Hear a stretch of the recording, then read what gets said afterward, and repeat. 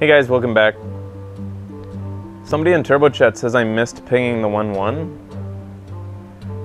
Oh, like instead of playing the other Sun Shattered Cleric, I should have pinged, and that would have kept me in. But who could have predicted that? You can't play around a fucking legendary. What was important to me was regaining board control, and to me, getting another body on the board in addition to pumping a Wind Fury creature on my side was more important than pinging. And it wouldn't have saved me from a Bloodlust. A Bloodlust would have killed me even without that guy, because he had 4 guys on the board. Bloodlust, one of them did 2 damage.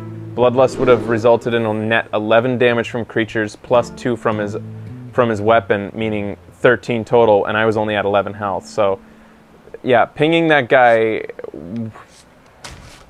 while a valid play, I don't think was necessarily the 100% right play.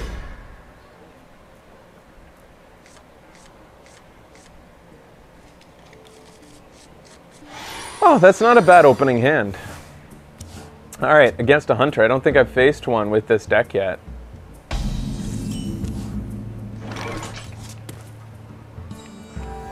I smell blood.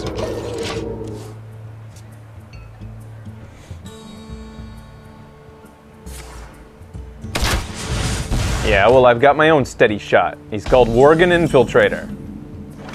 He smells blood. First kill. And he got the first kill.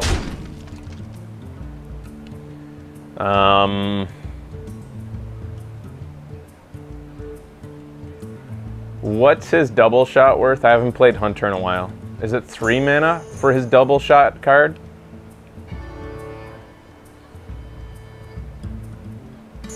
Four? What to do? All right, then it's safe to play this.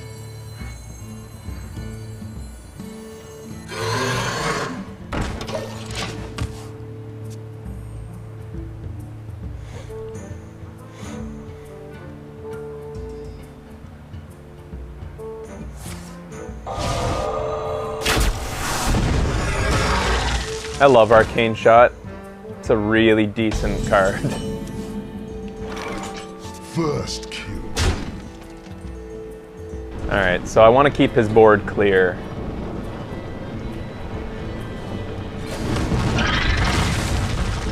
So, what do you guys think? Coin the Sorcerer's Apprentice now? Or coin the Azure Drake next turn?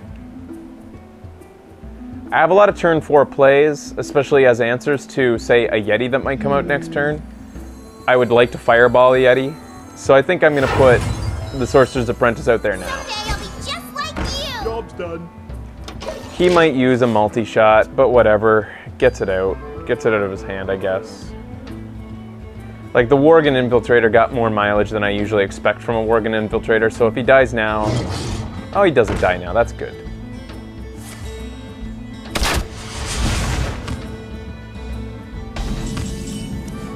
Now, what I'd most like to do is duplicate the Azure Drake. I would really love to duplicate an Azure Drake. That would just be beautiful.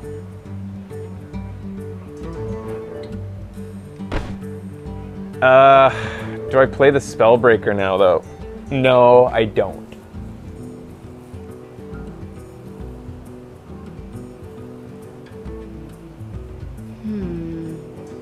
First kill.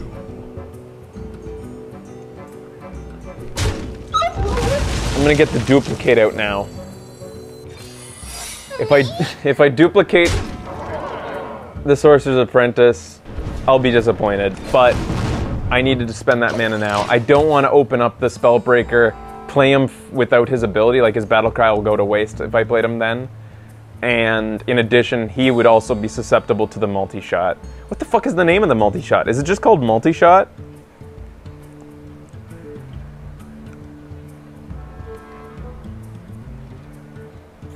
Okay.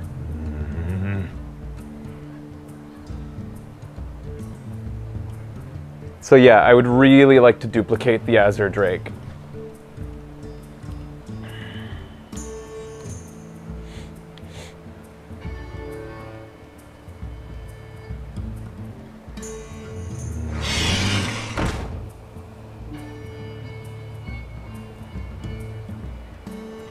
So he drew into his dud.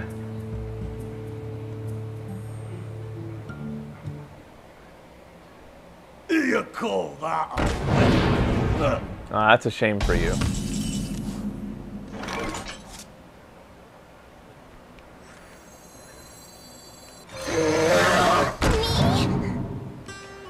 So, I'm gonna guess he'll hit the Azure Drake with that dwarf. Will he? If he doesn't, that's fine. It still puts the dwarf within pinging distance if he decides not to. But I think, like, what would you guys do if you were him and you had no idea what the secret was? He knows it's not a clone, mirror image.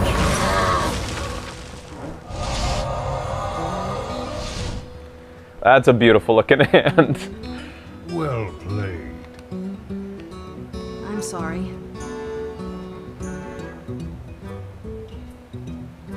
What would you guys have done if you were him? And remember, hindsight's 20/20, so it's hard. It's easy to say he made the wrong play there, but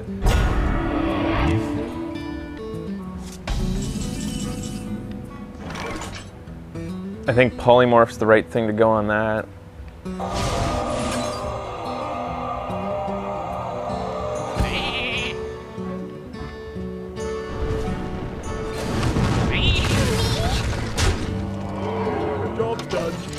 I'm in a very comfortable position now.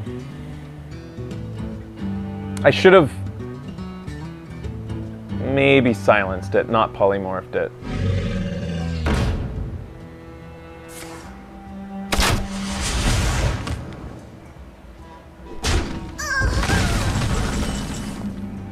Alright, I want to silence that now, though, I think. I wish I could play two things right now. I just don't want his beast to have charge.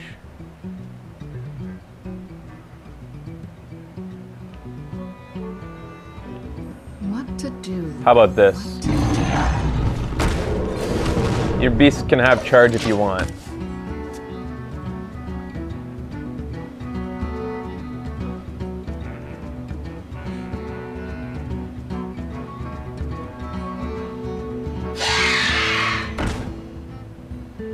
That didn't quite hit the mark.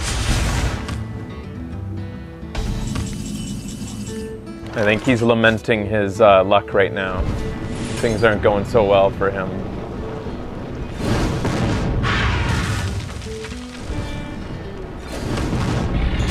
I'm playing it slow because you got to be wary to overplay a hunter because he could have hounds in hand. You know, if you put out too many guys on the board, it can end up being detrimental to you, because if he plays, like, say, some hounds, you have 4 creatures, and he plays hounds plus something that pumps them, like, you know, whatever the fuck it is that pumps them. That wolf, he can do a lot of damage real quick.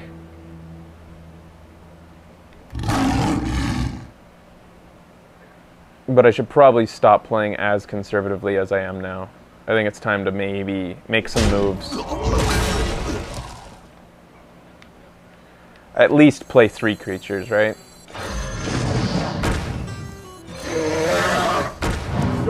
I should have played the Azure Drake first to see what I would draw, but oh well.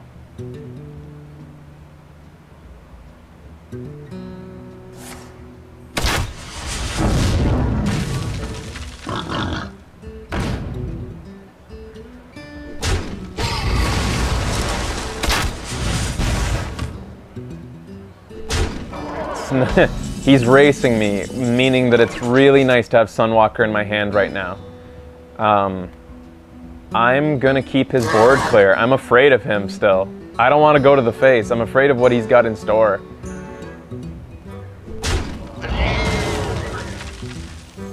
Truth is my shield.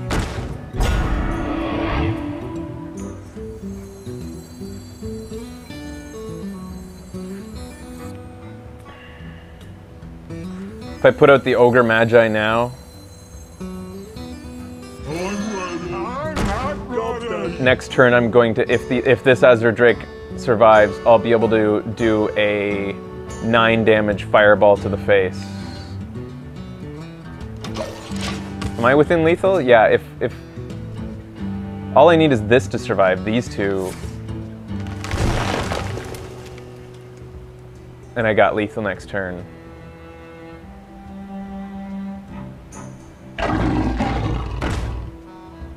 And that's game.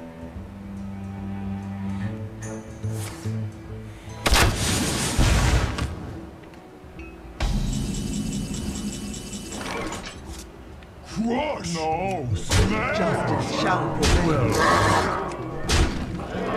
Things played out really well for my deck that time.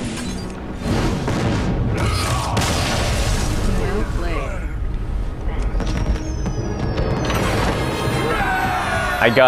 That was a nice, like, I curved out perfectly. I drew into just the right answers at the right times and stuff. Can't complain with that game. See, like, what I'm saying is, like, all of the decks I feel previous to this one, I felt like a lot of the ones that I've drawn on this show, that I've been doing on this show, that have done poorly, were just as good as this deck. And that's why I've been so confused lately, is that just, I don't know, it's the nature of Hearthstone, I guess. Sometimes you'll draw decks that look amazing and don't do well. Sometimes you'll get ones that, I think this deck from the get-go looked, it's a modest deck. When you, like, if you look at this, it's got a beautiful curve, but it's a modest deck. It's got no special crazy, you know, legendary. This is its only epic. The rest of the stuff is just solid cards across the board with a really nice curve.